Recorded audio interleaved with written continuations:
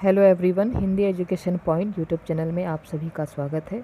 हम भारतीय इतिहास पढ़ रहे हैं और आज हम पढ़ेंगे महाजनपदों का उद्भव। इससे पहले हम बौद्ध धर्म, जैन धर्म और वैदिक पीरियड इससे पहले हम पढ़ चुके हैं। आप चाहें तो प्लेलिस्ट में जाके चेक कर सकते हैं।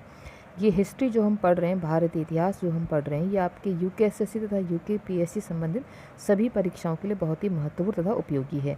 इसकी विशेषता यह है कि ये एक वन लाइनर नोट्स हैं और इम्पोर्टेंट फैक्ट हैं। इसमें वही लिखा गया है जो परीक्षाओं में अक्सर पूछा जाता है।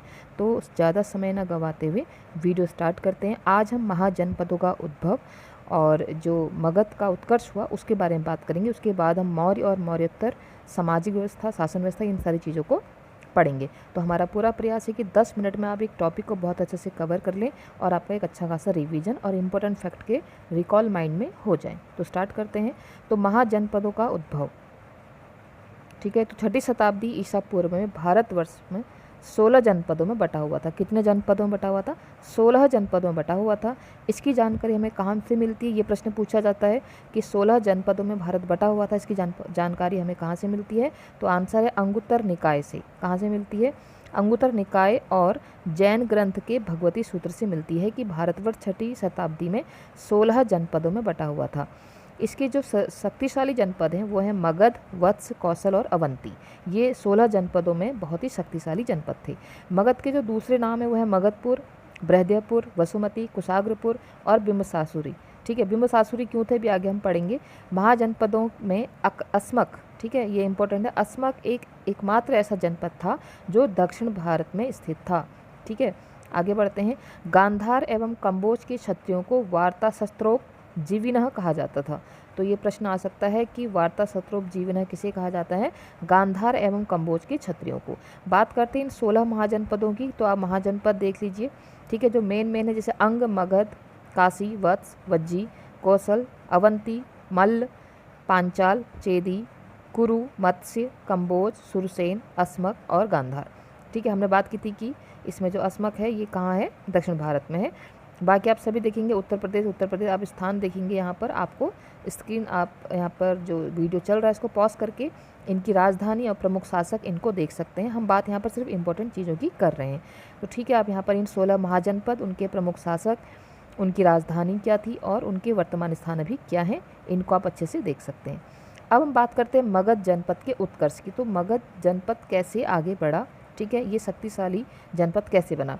मगध के प्रारंभिक राजवंश की स्थापना वसु के पुत्र और जरासंध के पिता बृहद्रथ ने की थी। इंपॉर्टेंट है, याद रखेंगे कि जो प्रारंभिक राजवंश था मगध का वो क्या था? बृहद्रथ, जिसके वसु के पुत्र और जरासंध के पिता ने जिसकी स्थापना की थी। बिंबिसार, इसके बाद जो महत्वपूर्ण शासक आता है बिंबिसार, इसी के नाम पर मगध का एक नाम बिंबिसासुर अभी हमने आगे देखा। तो बिंबिसार ने मगध में लगभग 545 ईसा पूर्व में किसकी स्थापना की? हर्यक वंश की स्थापना की। तो हर्यक वंश का संस्थापक कौन है? बिंबिसार है। अभी आगे एक बिंदुसार आएगा, ध्यान रखेंगे, ये बिंबिसार हर्यक वंश का। ठीक है, तो हर्यक वंश की स्थापना की एवं राजगृह को अपनी राजधानी बनाया। तो प्रश्न आ सकता है कि हर्यक वंश की स्थापना किस राजधानी को बनाया गया, या बिंबिसार ने अपनी राजधानी किसको बनाया? तो राजगृह को बनाया। बिंबिसार ने कौशल नरेश प्रसेनजीत की बहन महाकौशला से, वैशाली के चेटक की पुत्री चेलन्ना से तथा मद्र यानी कि जो आधुनिक पंजाब है वहाँ की राजकुमारी क्षेमा से विवाह किया। तो 3 रानियाँ थी इनकी, महाकौशला, चेलना और क्षेमा। जैन साहित्य में बिंबिसार यानी कि मगध नरेश को श्रेणिक कहा जाता है। ये इंपॉर्टेंट है कि जैन साहित्य में बिंबिसार को क्या कहा जाता है? श्रेणिक कहा जाता है। ठीक है, बिंबिसार ने बृहद्रथ को हराकर अंग राज्य को अपने मगध में सम्मिलित कर दिया। ये बृहद्रथ जिसकी हम बात कर रहे थे, जो प्रारंभिक राजवंश था, इसको हराकर अंग राज्य को अपने मगध में सम्मिलित कर लिया, क्योंकि अंग जो था आपने देखा महाजनपदों का एक जनपद अंग था। तो महात्मा बुद्ध की सेवा में बिंबिसार ने राजवैद्य जीवक को भेजा। ये भी इंपॉर्टेंट है कि महात्मा बुद्ध की सेवा में बिंबिसार ने किसको भेजा? राजवैद्य जीवक को भेजा। अवंती के राजा जो राजा चंड प्रद्योत जब पांडु रोग से ग्रसित थे उस समय भी बिंबिसार ने जीवक को उनकी सेवा शुश्रूषा के लिए भेजा था।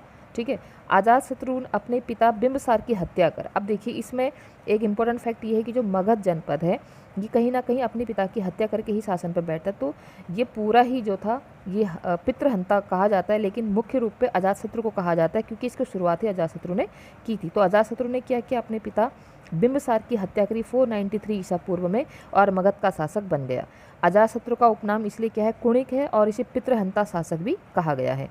अजातशत्रु ने वैशाली के विरुद्ध, ये इंपॉर्टेंट है, महाशिला कंटक तथा रथमूसल नामक अस्त्र शस्त्र का प्रयोग करा। अस्त्र शस्त्र आप सभी जानते हैं, एक होता है जिसको पकड़कर चलाया जाता है और जिसको फेंक के चलाया जाता है। तो महाशिला कंटक तथा रथमूसल ये नामक शस्त्रों का प्रयोग किसने किया, अजातशत्रु ने किया और वैशाली के विरुद्ध किया। अजातशत्रु कौन है, बिंबिसार का पुत्र है, जिसने बिंबिसार यानी कि अपने पिता को मारकर गद्दी हासिल की। अजातशत्रु के सुयोग्य मंत्री वर्षकार, जिसको वत्सकार भी कहा जाता है, इसी की सहायता से अजातशत्रु को जो वैशाली पर विजय प्राप्त हुई थी। ये प्रश्न आ सकता है कि अजातशत्रु ने वैशाली पर विजय प्राप्त करने के लिए किसकी सहायता ली या किसकी सहायता मिली, उनका मंत्री वर्षकार। अजातशत्रु ने कौशल के राजा प्रसेनजीत को पराजित कर, ये प्रसेनजीत वही हैं, कौन है प्रसेनजीत, ऊपर देखिए बिंबिसार ने जिसकी बहन से विवाह किया था, ठीक है, ये कौशल नरेश प्रसेनजीत वही है। तो अजातशत्रु की हत्या के बाद जब अजातशत्रु बिंबिसार की हत्या की, तो अजातशत्रु ने कौशल के राजा प्रसेनजीत को पराजित कर काशी का प्रदेश प्राप्त किया और उसकी पुत्री वजीरा से विवाह किया। ठीक है, अजातशत्रु ने प्रसेनजीत की पुत्री से विवाह किया और बिंबिसार ने प्रसेनजीत की बहन से विवाह किया था। अजातशत्रु की हत्या 461 में उनके पुत्र उदयन ने की। वही जैसा बाप करेगा वैसा बेटा ही करेगा, तो बेटा ने भी वही किया और उदयन ने उसकी हत्या कर, अपने पिता की हत्या कर मगध का शासक बन बैठा। उदयन ने गार्गी संहिता तथा वायु पुराण के अनुसार पाटलिपुत्र नामक राजधानी की स्थापना की। ये इंपॉर्टेंट है क्योंकि पाटलिपुत्र हम कई बार पढ़ेंगे, लेकिन इसकी जो स्थापना की है वो किसने की है, वो उदयन ने की है। ठीक है, और ये किसके अनुसार है, गार्गी संहिता और वायु पुराण के अनुसार उदयन ने पाटलिपुत्र नगर बसाया था। सबसे पहले पाटलिपुत्र नगर किसने बसाया, उदयन ने बताया। उदयन कौन है, उदयन है अजातशत्रु का पुत्र। हरेक वंश का अंतिम राजा उदयन का पुत्र नागदशक था। कौन था, नागदशक था, जिसकी हत्या उसके पुत्र न करके किसने की, उसके अमात्य शिशुनाग ने की। ठीक है, तो नागदशक की जो मृत्यु है, जो हत्या है, वो किसके कारण हुई, शिशुनाग ने की। और शिशुनाग ने फिर क्या करी, एक नए राज्य की और नए वंश की स्थापना की, जिसका नाम था शिशुनाग वंश। ठीक है, तो शिशुनाग वंश का जो संस्थापक है शिशुनाग है और नागदशक उदयन का पुत्र है और ये हरेक वंश का अंतिम राजा है। शिशुनाग ने अपनी राजधानी पाटलिपुत्र से बदलकर वैशाली स्थापित की। ये इंपॉर्टेंट है, कई बार पूछा जाता है कि किसने अपनी राजधानी कहाँ से कहाँ बदली, तो शिशुनाग ने अपनी राजधानी पाटलिपुत्र से बदलकर वैशाली कर दी और शिशुनाग का जो उत्तराधिकारी था कालाशोक, उसने राजधानी को फिर से पाटलिपुत्र ले आया और पाटलिपुत्र सबसे पहले कौन लाया था, उदयन लाया था। ठीक है, यहाँ पर हमने कुछ देखे ये भी है कि किस वंश का संस्थापक कौन था, राजधानी उसकी क्या थी। तो बात करते हैं बृहद्रथ वंश की। बृहद्रथ संस्थापक महाभारत काल, हरेक वंश बिंबिसार शासक, शिशुनाग और नंदवंश महापद्म, अभी हम नंदवंश को आगे पढ़ेंगे, ये इनकी राजधानियाँ थी उस समय के काल में। ठीक है, अब आगे बढ़ते हैं। शिशुनाग का अंतिम वंश था, जो अंतिम राजा था शिशुनाग का, जो शिशुनाग यहाँ पर हमने पढ़ा, शिशुनाग ने किसकी हत्या की थी, शिशुनाग ने अपने राजा किसकी, नागदशक की हत्या करी, हरेक वंश का अंतिम शासक। और शिशुनाग वंश का अंतिम जो राजा था वो था नंदीवर्धन। नंद वंश का संस्थापक था महापद्मनंद। यह एक शूद्र शासक था। आप सभी जानते हैं वर्ण व्यवस्था के अनुसार शासक बनते थे, लेकिन यह एक शूद्र शासक था। इंपॉर्टेंट है कि शूद्र शासक कौन था, तो वो कौन है, महापद्मनंद है। इसने स्वयं को एक राट और एक छत्र की उपाधि धारण की थी। इसने क्या करा था, एक राट और एक छत्र की उपाधि धारण की। ठीक है, बढ़ते हैं आगे।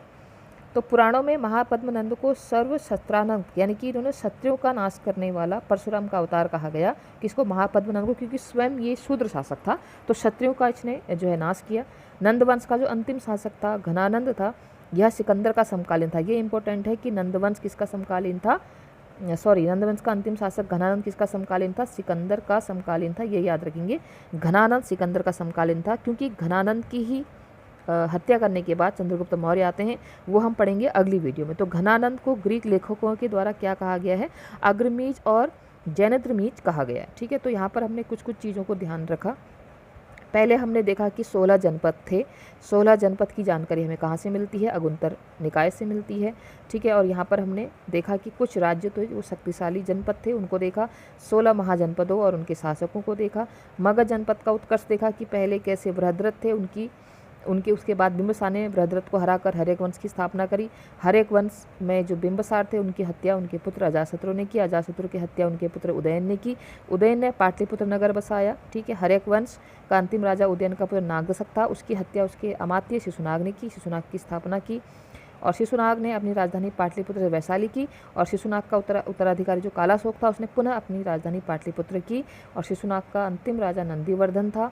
नंद वंश का संस्थापक महापद्मनंद एक शूद्र शासक था। इसने स्वयं को एक राट और एक क्षत्र की उपाधि दी। और पुराणों में महापद्मनंद को सर्वक्षत्रानंतक कहा जाता है क्योंकि उन्होंने क्षत्रियों का नाश करके एक शूद्र शासक राजा बना था। नंद वंश का अंतिम शासक घनानंद था, और घनानंद सिकंदर का समकालीन था, और घनानंद को मार के ही मौर्य वंश की स्थापना होती है। उसको हम अगली वीडियो में पढ़ेंगे। तो आज हमने पढ़ा क्या, जो हमारा मगध का उत्कर्ष और उसके साथ ही महाजनपदों के विषय में। आशा करती हूँ आपको वीडियो अच्छी लग रही होगी। मेरा यहाँ पर उद्देश्य है कम समय में आपको ज़्यादा प्राप्त कराना, और आप भी अगर ध्यान से सुनेंगे और वीडियो को बार बार सुनेंगे तो आपको बहुत अच्छे से ये कंठस्थ हो जाएगा। तो आज के लिए इतना ही। आप सभी का दिन शुभ हो। बहुत बहुत धन्यवाद।